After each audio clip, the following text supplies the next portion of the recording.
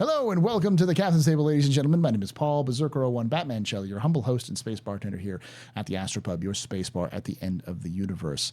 Sit back, relax, enjoy the show. We got a good one for you. I'm also I gotta work on this intro because I'm also your professor at the Astro Historian, if you like lore content, and of course your moderator here at the Captain's Table. So this is the Captain's Table, where it's a podcast where I talk to people from stars all over the Star Citizen community to talk about the game, news, lore, and more. So yeah, sit back, relax, enjoy. We have a different show because we originally had another guest. Had a hard time getting guests for this show. It's the holidays, so I think a lot of people are busy doing other things. And unfortunately, we were able to get a guest, but then Windows updated and screwed everything up. So we had no access to this camera and everything else like that. So gracefully joining us at the last minute was Cepheus. So who are you, Cepheus? What do you do in Star Citizen? Where can they find you? Hi, I'm Cepheus, and I stream on Twitch sometimes. I co-run an org called Northern Star, and that was you can find me on Twitch at Cepheus_TV, and my org at NSPC Northern Star on the RSI website. Come over, say hi.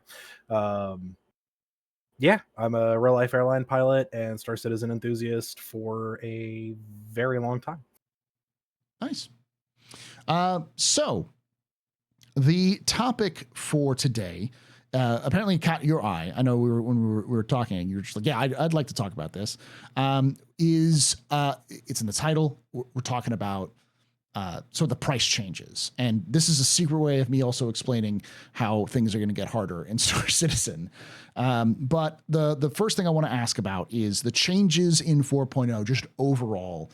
For those of you who don't know, there is a massive change that's happened. Apparently, and if this changed a little bit, but to get size 9 torpedoes, it's costing somewhere between 100 and 300,000 UEC to get size 9 torpedoes. And it's not just torpedoes. Torpedoes are the big ones, but missiles have gone up in price. Magazines for weapons have gone up in price. It's now several hundred, 100 to like 300 UEC to purchase magazines for specific weapons. Effectively, every item in Star Citizen has gone up in price over the course of this 4.0's P2U. This was planned. CIG said they're going to be doing more of these as they go along. So, initial reaction, what are your thoughts on that, Cepheus? I love it. I want more of it. I think that I'm happy with these prices where they are, with an asterisk. Is that they're accompanying this, it seems, with a large bump in mission rewards.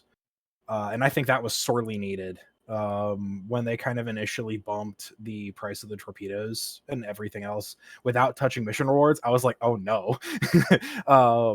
But the fact that they're kind of raising everything at the same time, I think is really good because it just kind of makes more sense to me in my mind. I've seen that the bottom tier like ship bounty missions are paying like 25K now. Do we know what the ERT level bounties are paying? I don't know off the top of my head. But I do know it's increased significantly. Like even like the shipping, like transport missions have gone up even a lot. So yeah, I feel like as long as they keep bumping up those mission rewards, I'm hugely in support of this change. Is kind of my super high level opinion. I'm going to say the same thing. Hold on, looking through this, trying to start up the bot here. Oh wait, I have it on the front. There we go. Aha. Setting up the question bot here, but I'm with you almost entirely when it comes to this.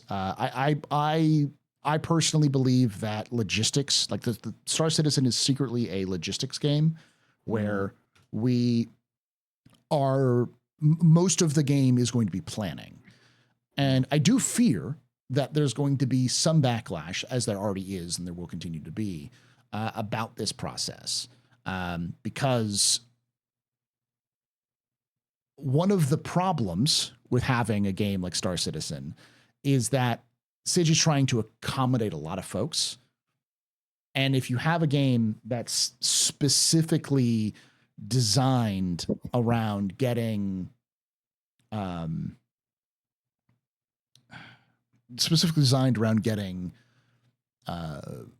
lot of people in with this sort of logistics mechanic, having prepare and plan, people are not going to kind of vibe with that idea in the first place. So what do you think, Cepheus? Do you think this is a, we know you like this idea, but going forward, do you think that there is a way that CIG can balance this in the future? I think that's what they seem to be trying to do. Is they've been releasing better equipped like starter ships, and like the Intrepid we've seen with the armor locker and the armor stand thing. And I think that CIG is beginning to put an emphasis on it should be reasonably easy for a solo player on a starter ship to outfit themselves, go out and do some stuff, and then, you know, come back, collect the reward, and call it a day. But it seems like they're really kind of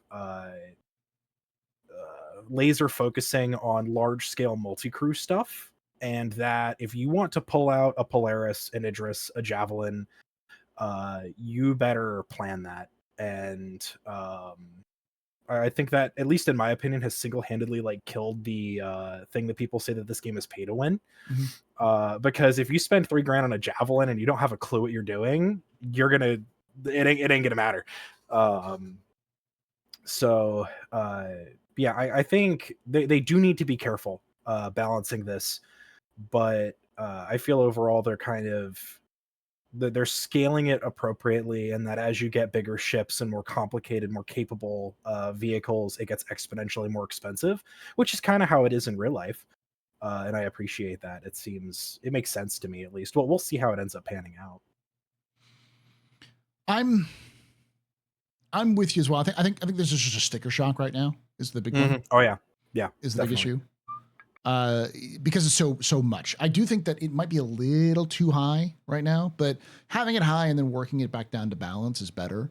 But I do think this is going to be better for the long run, because one of the things that's important for any game, as you were talking about with sort of like killing this sort of with how to put this, to balance out this sort of, man, my brain's just not working today. It's been a rough day. Lots of problems, Chad. For those of you who are watching afterwards, there have been a lot of technical issues and other things like that.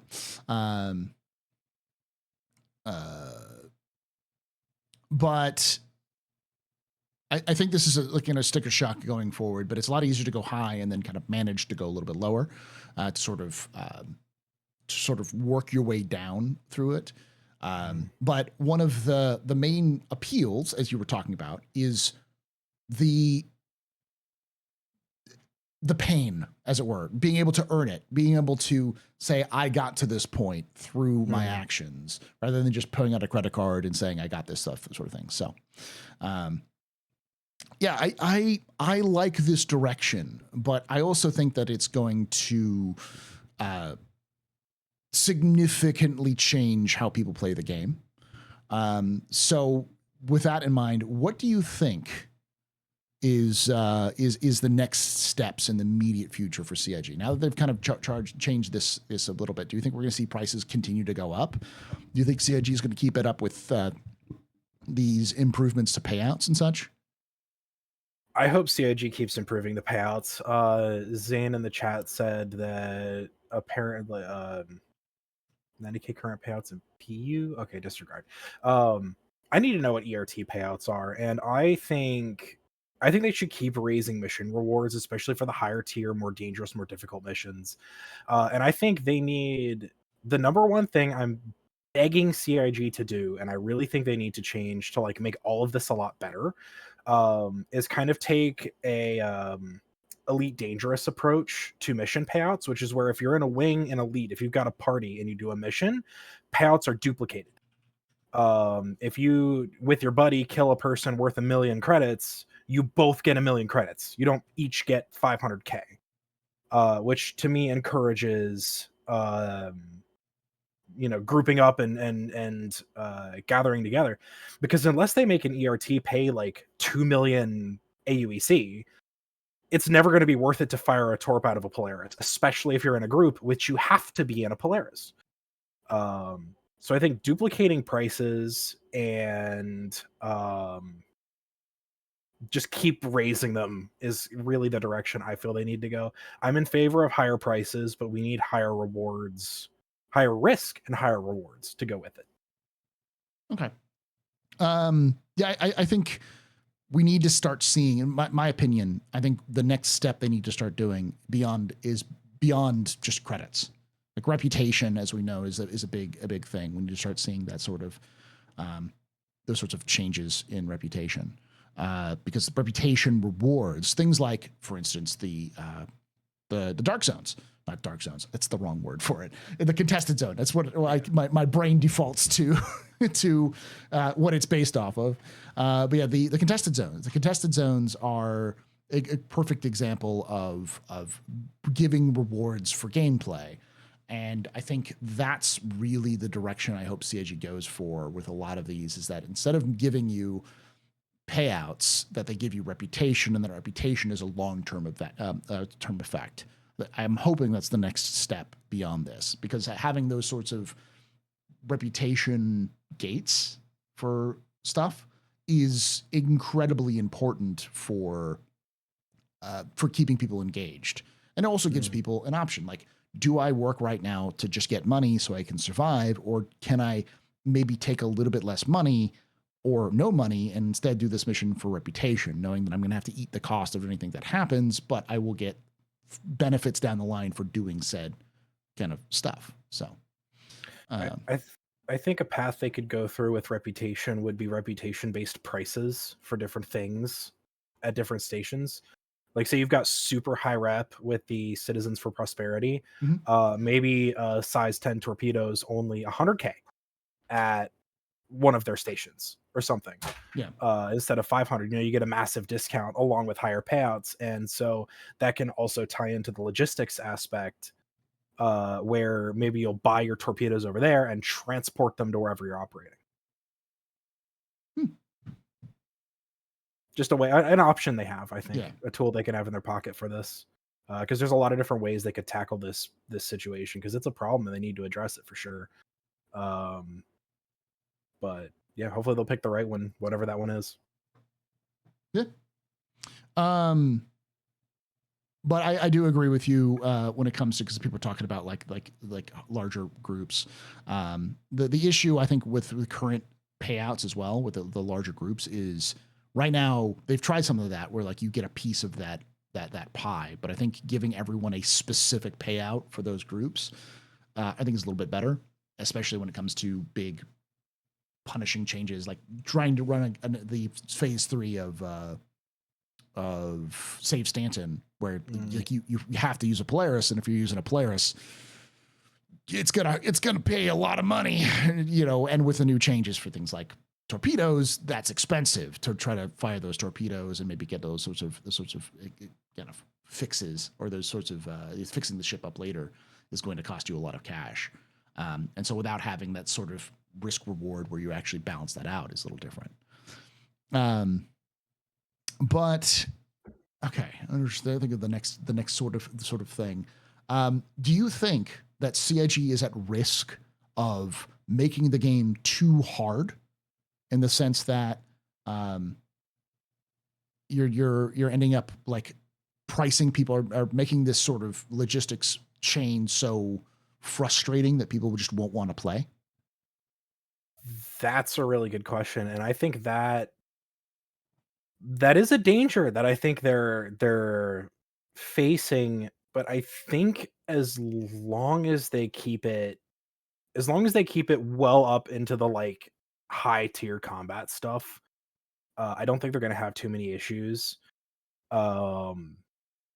If they make it to where pulling out a constellation, you're risking millions of credits, doing that, that's kind of a problem, I think. But if they're making it to where like pulling out a capital ship is a serious endeavor that you need to plan for and figure out and all of that, with considering the staying power and the ability to get stuff done that these ships are supposed to have, that's important. But yeah, if they make it to where you have to have an hour of logistics planning to pull out your Intrepid to go run a couple box missions, that's bad. Yeah.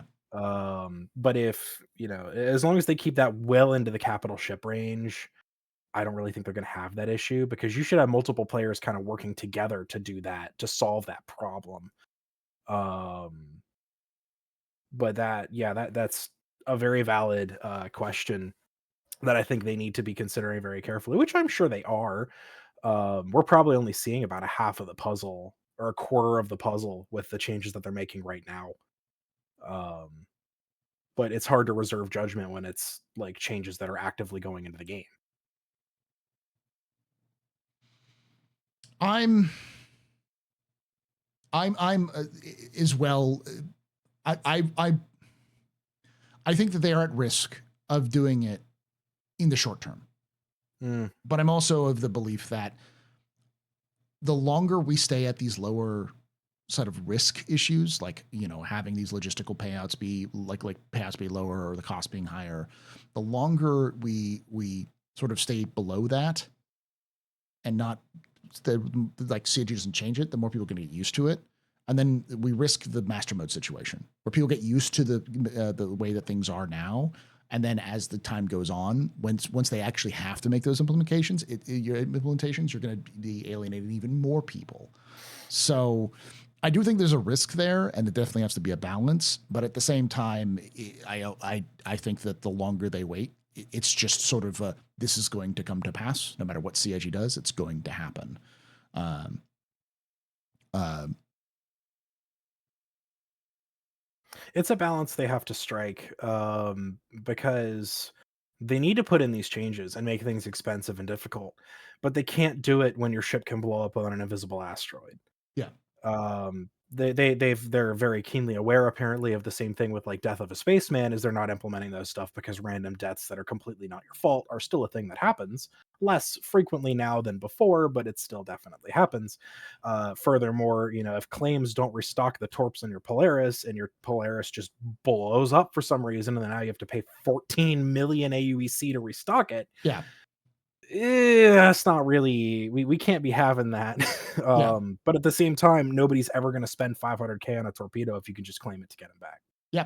That's my next question: is these Mm. sorts of changes that have been made.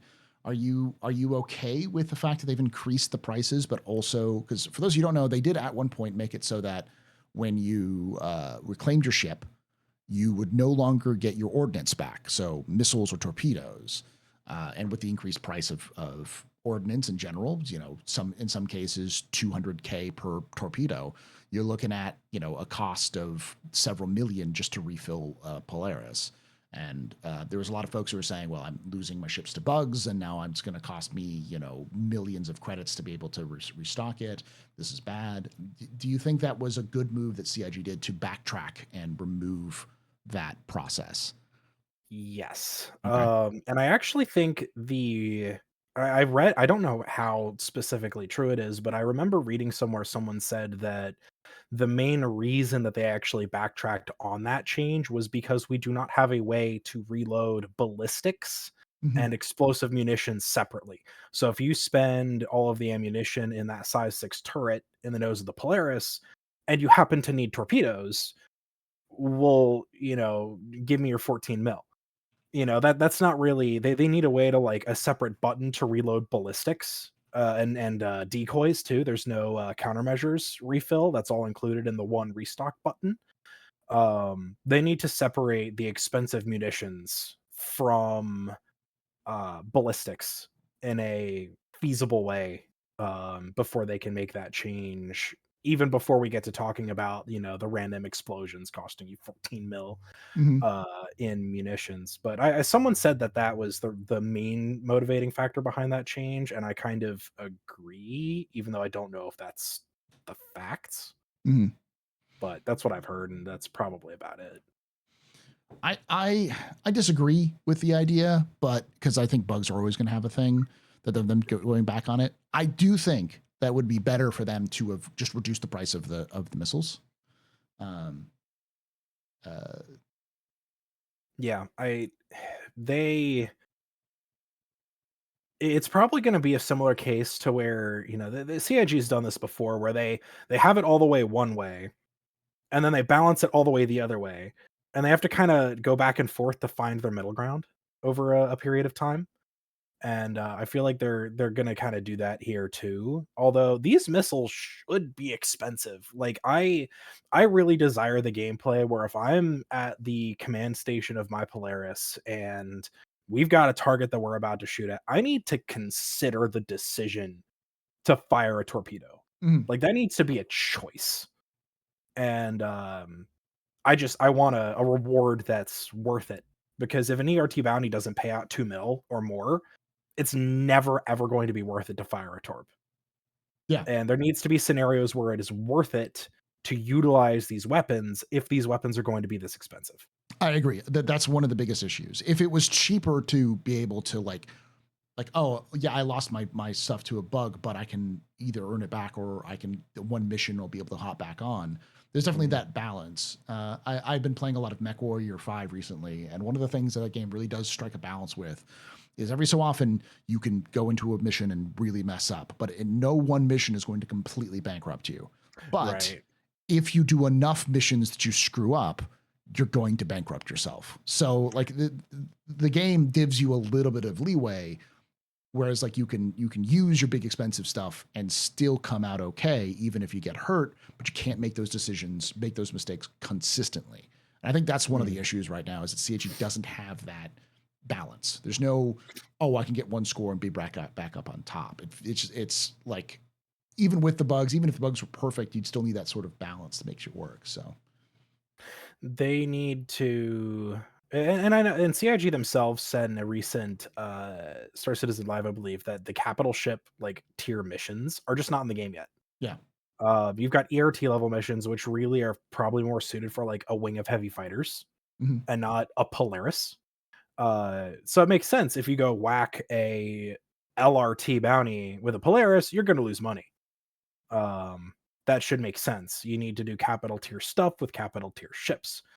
I just think now that we have capital tier ships, they need to prioritize giving them content. Otherwise, nobody's ever going to touch them. Mm-hmm. Yeah, there definitely needs to be gameplay for Polarises. Mhm. Without that, ability for uh to like without the ability to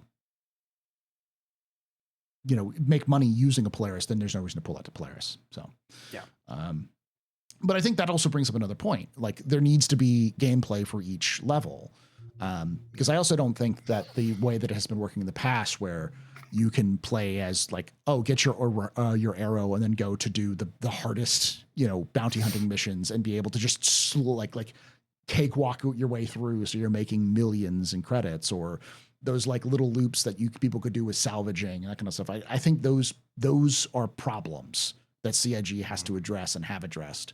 I don't think we're going to get back to the point where you're just making a ton of money, and because there's no money sinks. That's the other thing that I think we're going to see recently is money sinks. We definitely need more things to spend stuff on. Without that, we're going to have a problem, which is one of the reasons why I like those changes of missiles and stuff like that. But It's a money sink. Yeah. yeah. That and bases too. CIG recently in their in the last SCL they did, they talked about that having your base is going to be a major money sink. Fueling it, maintaining it, paying for the property taxes, all that stuff is going to be kind of the main money sink. And obviously we have ship insurance coming in, which we now know that you're always going to have to pay. If you want tier 3, you're going to have to pay for tier 3 regardless of whether you pledged or not. So there's another tier of money sink. Um, Mhm. and I think that stuff is coming. We don't have it yet. But and this is kind of a first step towards having a money sink. Um, it all just kind of from the player perspective, this is just a gigantic no-win situation from CIG where kind of whatever piece they add in first, it's going to feel awful until it's all there. And I'm confident in CIG to make it a reasonable package when it's said and done. It's just we can't see that vision yet. Yeah. I'm hoping we're going to see some more stuff here. I think the next big like money sink that I hope that we see is going to be uh, station fees. Mm.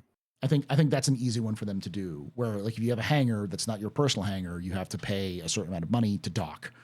And rather than having, eventually it'll be like for storage, but I think having some sort of fee where you if you're going to land, you're going to pay money is sort of like a toll that thing would work. But that's sort of an important aspect of the game that should factor into travel. But right now there's so many other issues with the game that's sort of we'll see it in a couple of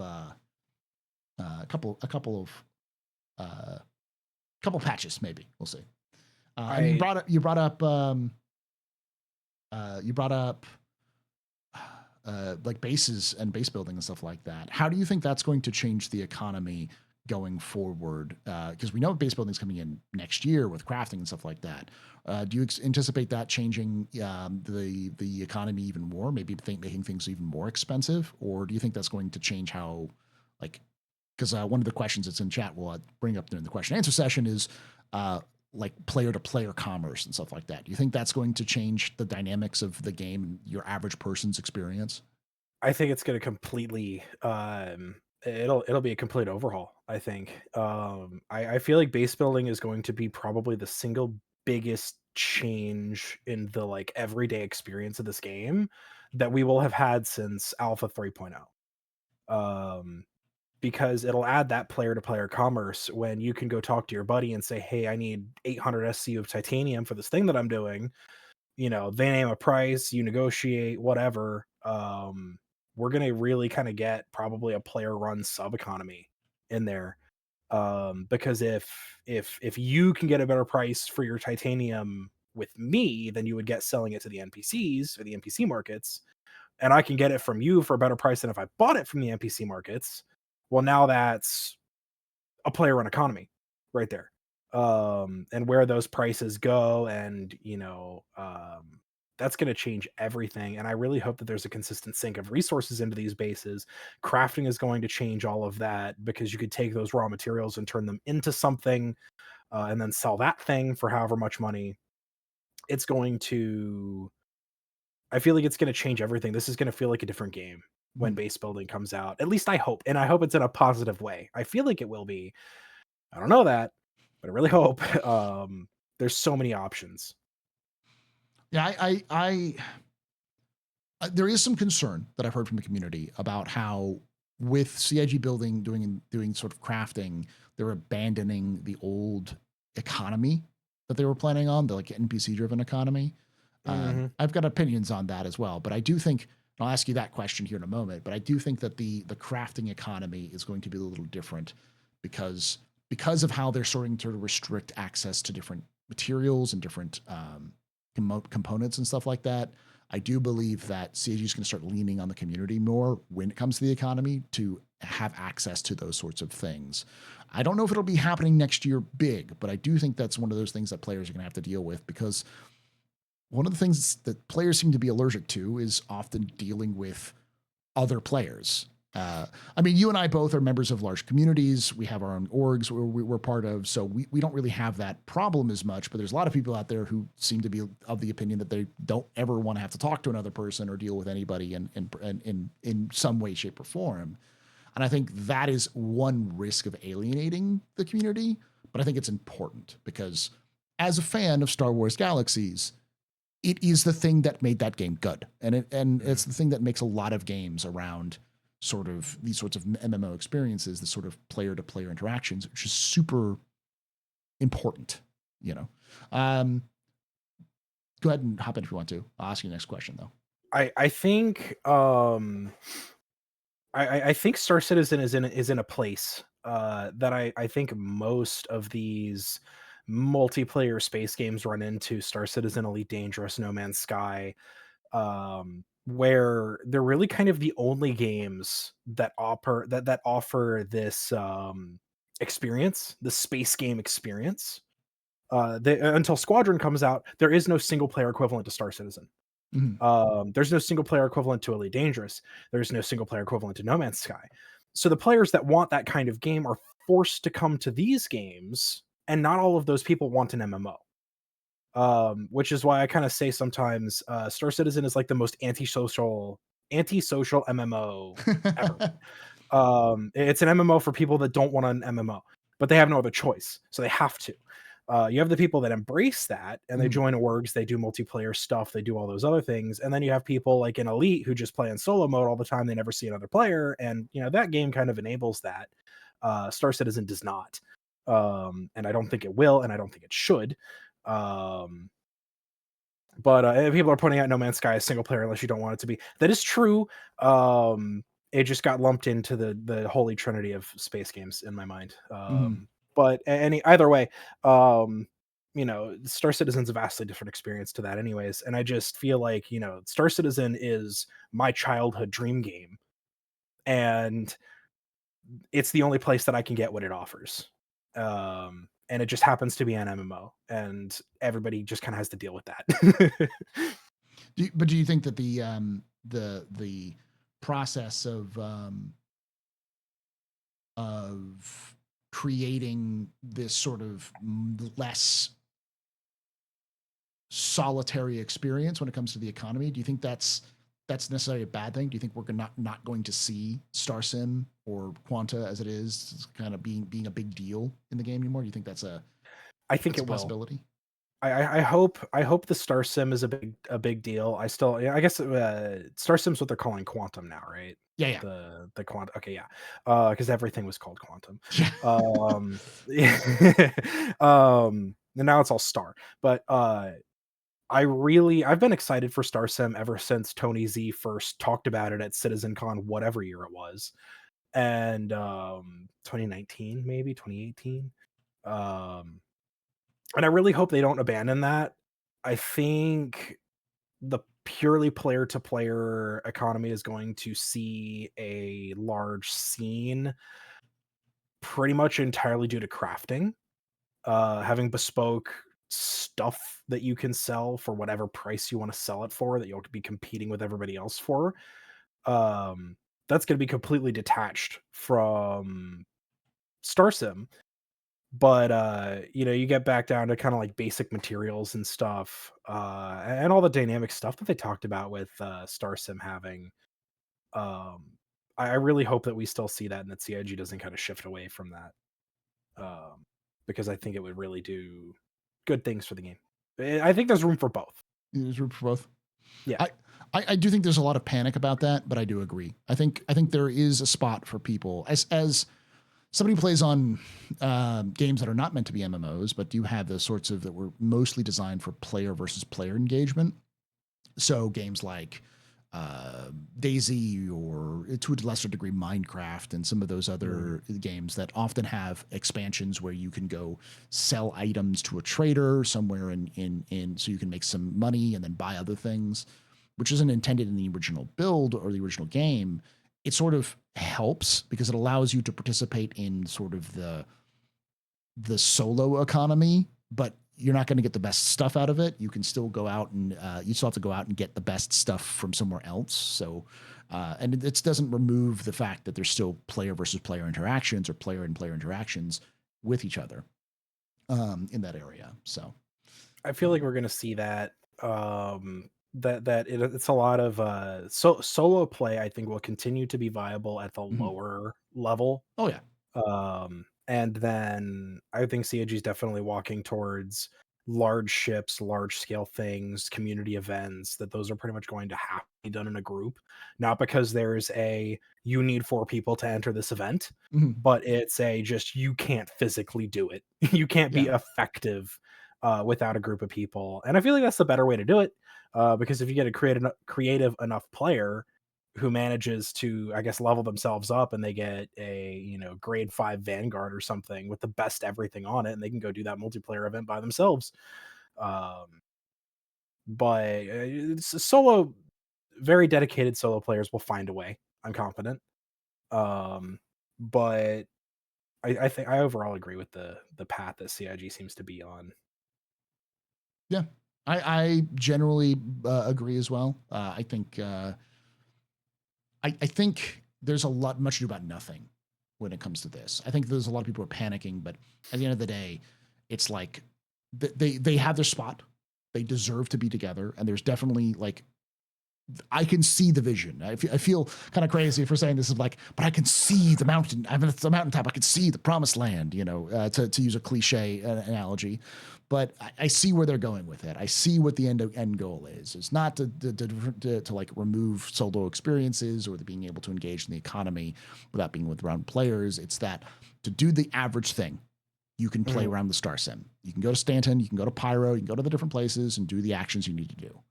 Yeah. But if you want to go beyond that and really min-max and really pull out the best you possibly can, there's going to be a limit to the point where you can do that with just NPCs. Eventually, you're going to have to turn into players. And that forced interaction is going to allow for engaging experiences. Not necessarily you have to play with other people, but just talking with other people. And so,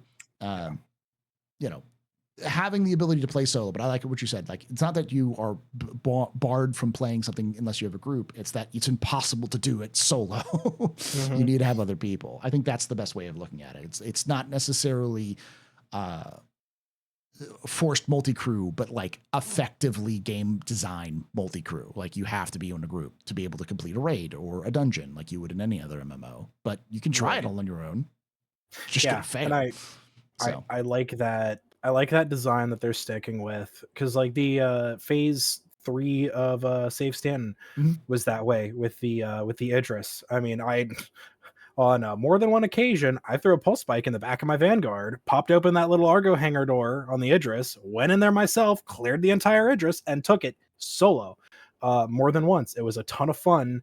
And that's definitely not going to be a thing when the AI are properly integrated. But that's a multi-crew event that I managed to do solo just because I got really lucky with AI that weren't that active. But yeah, I've also learned that players will panic about literally everything. Yeah. You could tell them that the Vestal water bottles are going to cost 5 AUEC instead of 4, and they're going to freak out about it. It's just like literally anything. It doesn't matter. It's going to be a change that CIG makes in the PTU. They're like, oh, we're testing out this thing where now fuel costs 1 million credits per SCU of hydrogen. It's only a temporary change. It'll be reverted next patch. We're just doing it to test a thing. And then there's going to be 500 posts on Reddit about, oh my God, hydrogen fuel is going to be prohibitively expensive. I'm quitting this game and I'm going to go play I don't know, something else. Whatever is the latest hotness. Whatever's the latest. Yeah, I'm gonna go play Marvel Rivals or something because this is stupid. Literally anything they do, that's gonna always happen. Yeah. I try my best to just trust CIG. I think at this point they kind of know what they're doing. Let them cook. There's at least I can at least see where they're going. It's with the 1.0 discussions and stuff like that. We at least have the high level version of it. It's just the details which aren't quite there yet. I'm so happy they did that 1.0 overview with at CitizenCon. That was, I feel like, a big comfort to the community that they've kind of got an end vision, and that's really, really good. But people are still going to forget about everything. Every little thing that happens, even if it's clearly only part of the puzzle, like this munitions change, people are going to forget about it because, oh my God, the world is collapsing. Yeah. No, I don't know how to put this. I am definitely of the opinion when you said like people like will freak out over everything. I believe that that no matter what CIG does, they're gonna have that. And so the sooner they kind of get to the parts where they're trying to make the game they're going to be, the better. That's one of the reasons why I didn't like the reversion of the missiles and torpedoes thing. I feel like it would have been better if they kept that in and then just balanced the prices appropriately. Because going up or down is going to be a little bit different in terms of a gameplay change in terms of cost than like fundamental changes of how the economy is functioning, like fundamental ways of how you get your ship back. Because not everyone has a torpedo, but everyone has a ship that's going to have to be reclaimed at some point, and that's got a little bit more of a stuff. So Yeah, definitely. And I still think that reversion on that stance was just down to the fact that they can't you can't separately restock ballistic munitions. I know that they plan to have a way for us to do that, but they don't have that in yet. And I guess it was easier for them to revert that change than it was for them to add an extra button to the vehicle manager in the mobiGlas. yeah, I agree. I'm hoping that change comes in sooner rather than later, because often when CIG does these changes, they end up going kind of going, oh yeah, we're going to change this later, and then never coming back to it or taking too long, just because Ship naming, yeah, it's worked. Okay, cool. Well, you'll never see it again. Hopefully they get back to it, because I feel like that hurts the game a lot more than say ship naming or the customization system with the 300i. Oh yeah. Yeah, that's definitely more of a gameplay feature. And like I said, I just want them to rip that Band-Aid off. Like sometimes they just need to start throwing in the game as to where it's going, so people who legitimately hate that idea know what the game is going for and go, oh, this isn't the game that I thought it was. So, the first implementation of Death of a Spaceman is going to be incredible. Oh, they're going to revert it. Like, I guarantee you, they'll interlude it and then they'll revert it like within a couple of hot fixes afterwards. Be like, nope, we're not ready yet or whatever. So, it'll be you'll see like a tech preview patch or something with Death of a Spaceman. Then you won't see it again for like 6 months or something. At the very least, so overall, we'll wrap this up and kind of go into the question and answers. The changes that have been happening to the economy, how is it? How is that? Are you positive about the changes that have been happening? Are you kind of more negative? Are you looking forward to more changes, or what's your general vibe on it? I'm really positive about it. I'm looking forward to it. I enjoy games where I have to make logistic decisions, and I can't just like send every weapon we have, fire all torpedoes immediately when we see like an enemy Gladius or something. I like having to think about it, and that's, I think, a very positive change. I just feel like this overhaul is incomplete, and that's kind of the biggest thing, is that we just have to see the whole picture. So like you said, in summary, I'm very positive about it. I like the direction they're going. I hope they don't get swayed by people, doomsdaying about it and all of that. And they kind of stay their course. They have a vision. I like their vision. They need to be they need to keep pushing, I think. Yeah. I'm with you as well. I think I'm glad the economy team is on board and is doing these changes. I'm looking forward to the changes. One of the things I didn't even mention is like they now have over 100 commodities in the game as of 4.0. So there's even more stuff that's out there. The changes to like one of the things they took away with 3.2.3 and 3.2.4 was my favorite pastime, which is legitimate trading, completely legitimate. Helping orphans in that, completely, totally not smuggling illegal drugs across borders or anything like that. In game, whoever's watching, in game. But they've added those back because now you can go purchase those commodities in Pyro, and then you can sell them in Stanton for a profit. It's not a huge profit, but it's still there. So if you want to kind of engage in that sort of activity, you can do it now. And in the future, that'll obviously become more complicated with things like scanning and stealth and those sorts of aspects. But small, as I like to say, high value, small quantity trading is back on the menu, which is nice. And that sort of change was nice to have. And going forward, I expect it to get harder and more difficult, but also more rewarding, and things to get cost more. And I'm looking forward to these changes because it means that CIG is actually pushing towards the game that they wanted to make with what they talked about it with the 1.0 panel. Like it's clearly that this is part of the plan, the step towards that. So, yeah. All right. Well, thank you so much for joining us, though. If you did enjoy this so far, make sure you hit that follow button. If you're on Twitch, if you're on YouTube, make sure you hit that subscribe button and that follow button. Right now, this is still being broadcasted on, well, it'll always be broadcasted. It's still being uploaded to the AstroPub Lives channel on YouTube. If you want to see future episodes starting in the new year, so starting in 4 weeks, all of those will be posted on the Captain's Table Podcast YouTube channel, youtube.com/@the Captain's Table Podcast.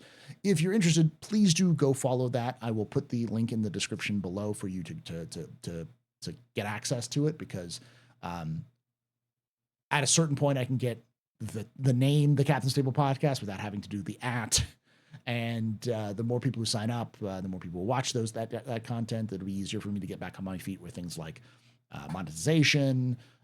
So help if you could help out. If you like this content, please do check us out there. But if you want to watch us live, twitch.tv/TheAstroPub, youtube.com/TheAstroPub live. And again, Cepheus, where can they find you? Cepheus_TV on Twitch, and Northern Star the org on RSI. I believe our 4-letter tag is NSPC. Come say hi. Yeah, awesome. We got a link to our Discord in the RSI page. And for those of you, rest of you, you can stick around for it. Night Cobb suggested calling it Captain's Table After Dark. So that's what I'm going to start calling it. All my question and answer sessions are going to be called Captain's Table After Dark from now on. So come join us for the After Dark section, where we answer questions from chat. These can be anything from on the discussion topics to completely random questions that people come up with. So thank you for watching. Thank you for hanging out. And like I always say, hope to see you someday in the black.